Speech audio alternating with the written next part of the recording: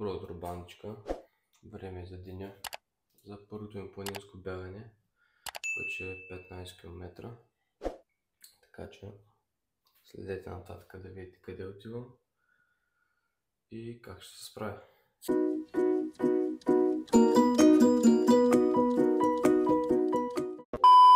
Часът е, между другото, забравих да кажа, 7:19. И нека да видим как ще стартираме деня. Ето ме, облечен и готов, почти готов за тръгване. Сега ще ви покажа какво следва и как се подготвям за едно състезание. Гледайте. Така, стартираме с едно чайче за разбуждане и енергия. След това, разбира се, ще си разтворя електролити на Maximus Fit, които между другото може да получите с 15% отстъпка с моя промокод, който ще излезе на екрана. 2 гелчета. За всеки случай, все пак не очаква дистанция от 15 км в планината. Денивелацията мисля, че не е много голяма, но тъй като в сайта не я пишеше, ще разбера като отида на място. И това е. Сега си изпивам всичко и след малко ще се видим в колата. Ай! И така, вече сме в колата. Да ви дам малко повече подробности на къде отиваме. И това всъщност е село Могилово. То е на около 40 минути път от Стара Загора. Състезанието се казва Лозарски пътища. Планинско бягане. Няма да бягам сам. Заедно с биричечето, разбира се. Ще сме двамата на 15 км. Така че стискайте палци и след малко ще ви покажа обстановката там. Хайде! Явно отиваме на планинско бягане, както виждате пътя, по който карам. Финално преди място на събитието е черен. Но не е чак толкова зле, поне за сега. Но си е... От тук започваме офроуда. Ето го е брачечето, готов. Срещаме се на черния път. Давай. Да, това е.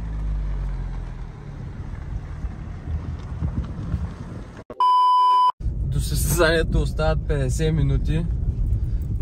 По някаква причина GPS не изкара по яко черен път и пътя свърши.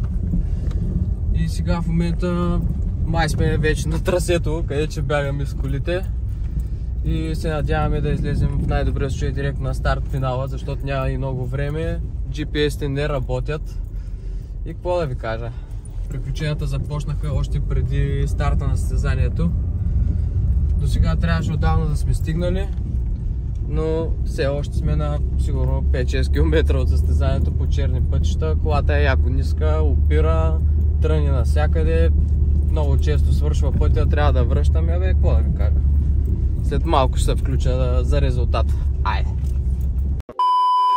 И както казах, ето ни на трасето, където ще бягаме, или където по-скоро вчера имало колела, но най-вероятно ние ще бягаме по същото трасе. Ето тук ще видите лентите на Декатлон.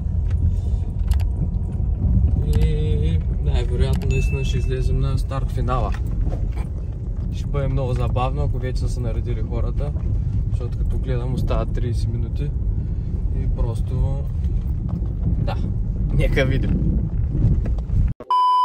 Апдейт. Часът е 9:29. Състезанието започва в 9:30 и ние сме на 20 минути от там. Черният път свърши, колата се разлопа и реално не успяхме да стигнем до състезанието. И направо, ето, врача, няма път, човек, направо съм бесен. Бесен, човек, няма. Свърши пътя, бе, човек. Не успяхме да стигнем до състезанието. Колата... поне видяхте маршрута, където щяхте да бягате. Колата се разлопа. Удрах я на супер много месеца. В момента ми лопа предста, тя е чисто нова. Аз 1000 кусор лева дадох да я направя. 65 лева. Просто това състезание, което така и не се осъществи, ще ми излезе изключително скъпо. Направо съм болен и стомаха ма заболя вече. Много ми е гадно да ходим да бягам някъде 15 км, защото ще поводя. Просто нямам думи. Спече доста вече някъде на кафе, моля. Да, няма да ходим, човек, те са почтали. Няма, то трябва по магистралата 40 минути още.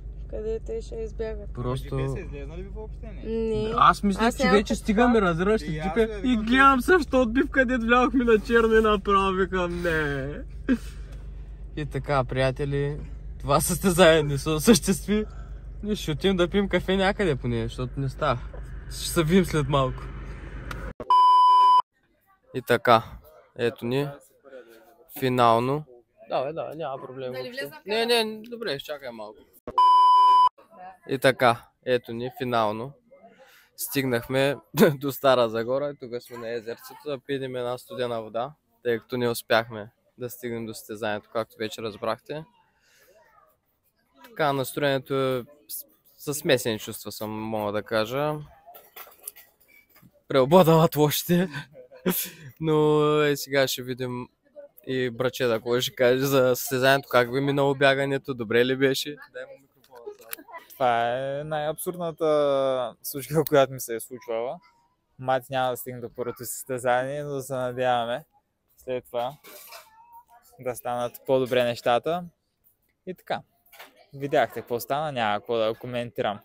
Чувството е кисело. И така, приятели, както видяхте, не успяхме да стигнем до състезанието. Пием една студена вода.